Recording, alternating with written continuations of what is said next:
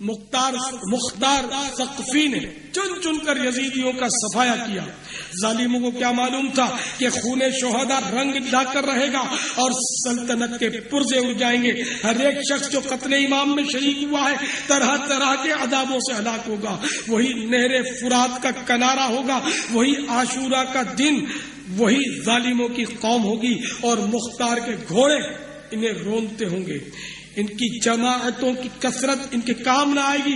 ان کے ہاتھ پاؤں کاٹے جائیں گے, گھر لوٹے جائیں گے, سولیاں دی جائیں گی, لاشیں سڑیں گی اور دنیا میں ہر شخص تف تف کرے گا.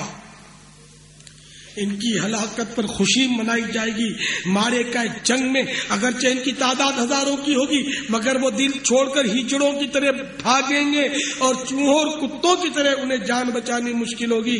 جہاں پائے جائیں گے مار دیے جائیں گے.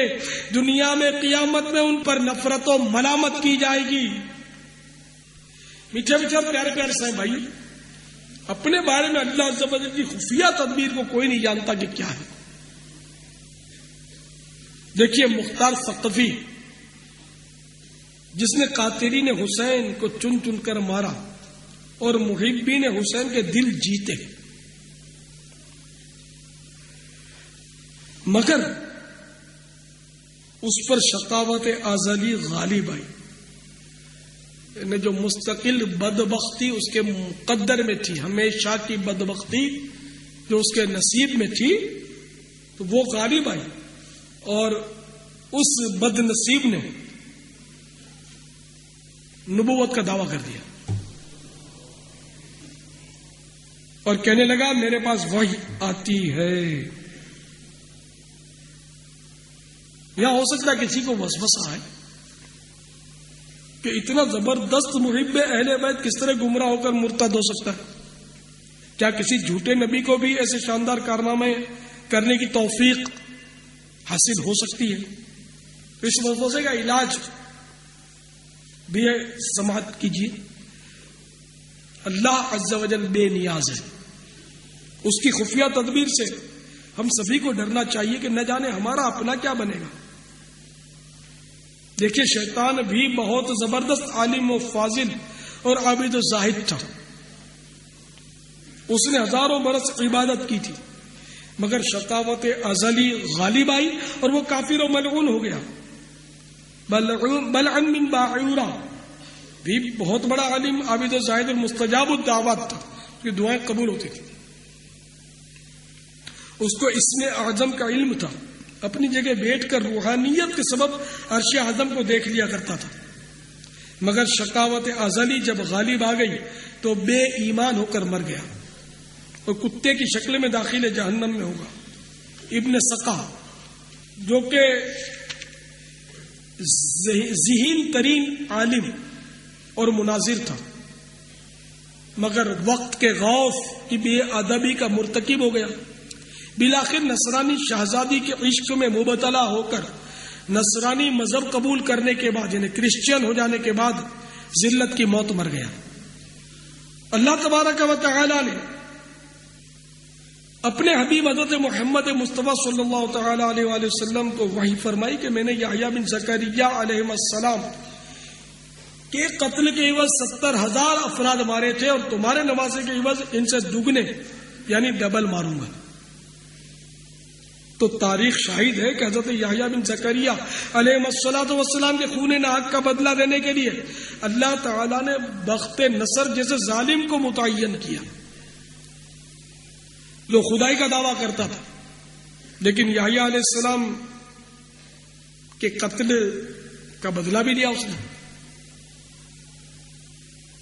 اسی طرح حضرت امام علی مقام رضی اللہ تعالیٰ عنہ کے خون ناحق کا بدلہ لینے کے لیے اللہ تعالیٰ نے مختار ثقفی جیسے کذاب اور جھوٹے کو مقرر فرمایا. اللہ تعالیٰ جس سے جو چاہے کام لے لے. اللہ تبارک و تعالیٰ کی مصلحتیں خود وہی جانتا ہے. وہ اپنی مشیت سے ظالموں کے ذریعے بھی ظالموں کو ہلاک کرتا ہے. چنانچہ پارہ 8 سورۃ الانعام آیت نمبر 129 میں ارشاد ہوتا ہے وَكَذَلِكَ نُوَلِّي بَعْضَ الظَّالِمِينَ بَعْضًا بِمَا كَانُوا يَكْسِبُونَ۔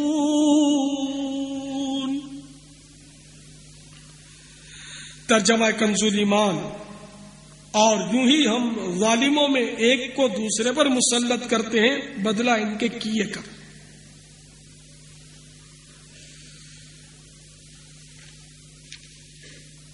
میٹھے میٹھے اور پیارے پیارے اسلام بھائیوں،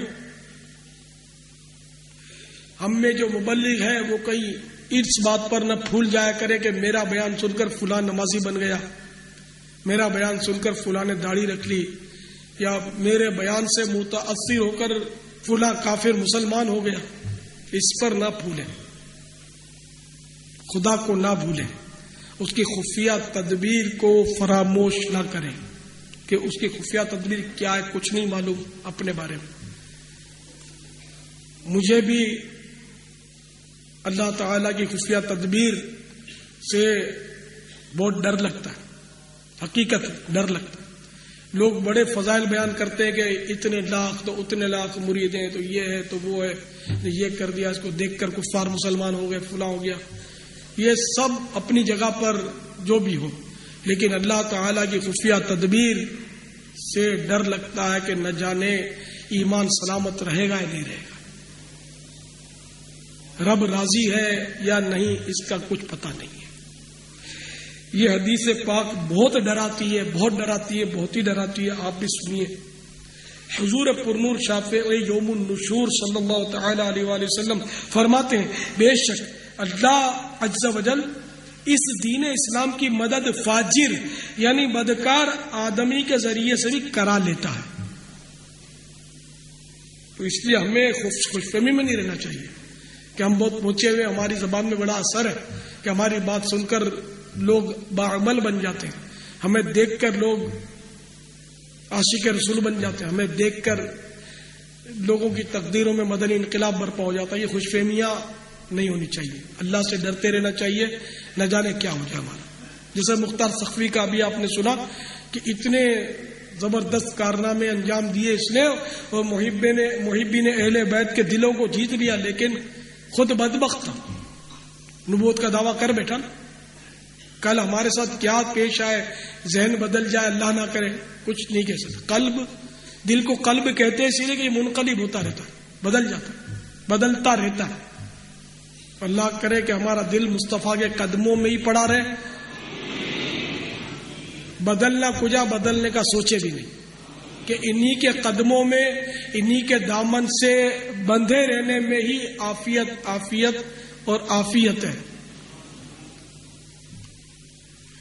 دامن مصطفیٰ سے جو لپٹا یگانہ ہو گیا، جس کے حضور ہو گئے اس کا زمانہ ہو گیا، جس کے حضور ہو گئے اس کا زمانہ ہو گیا۔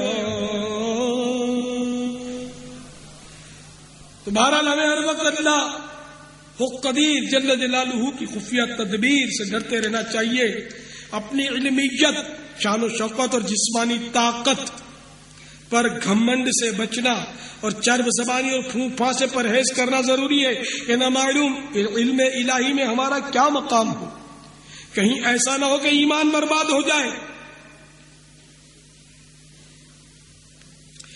ایمان کی حفاظت کے لیے کڑنے کا ذہن بنانے، عشق مصطفیٰ و صحابہ و اہل بیت صلی اللہ تعالی علیہ وآلہ وسلم ورضی اللہ تعالی عنہم اجمعین پانے، دینی معلومات بڑھانے، اپنے آپ کو برائیوں سے بچانے، نیکیاں اپنانے اور خوب خوب ثواب کمانے کی خاطر تمام اسلامی بھائیوں کو چاہیے کہ ہر ماہ کم از کم 3 دن کے لیے دعوت اسلامی کے سنتوں کی تربیت کے مدنی قافلوں میں عاشقان رسول کے ساتھ سنتوں بھرا سفر فرمائیں۔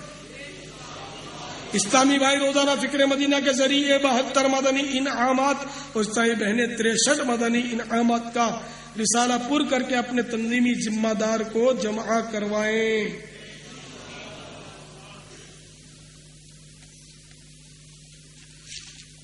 اور دعوت اسلامی کے مدنی ماحول سے ہر دم وابستہ رہیے.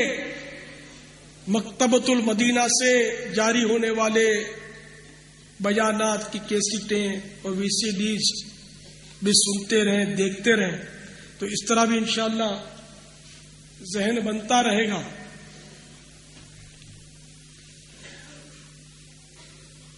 رسالے بھی پڑھتے رہیں، اس کو تقسیم بھی کرتے رہیں کہ آپ کی تقسیم سے کسی کو پہنچے اور اس کی تقدیر بدل جائے تو آپ کا بھی انشاءاللہ بیڑا پار ہو جائے گا.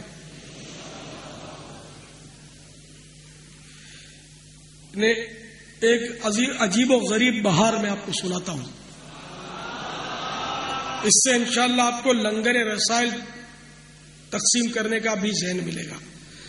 شاید آپ کو جوش آئے گا کہ جتنی رقم جیب میں سب کے رسالے خریدو اور بانٹو بانٹو بانٹو. اس طرح تقدیریں بدلتی رسالوں سے بھی. روپیہ 2 روپیہ 4 روپے کا رسالہ اتنا کام بعض اوقات کر جاتا ہے. خیر، تو حیدرآباد باب الاسلام کے ایک ذمہ دار اسلامی بھائی کا بیان ہے.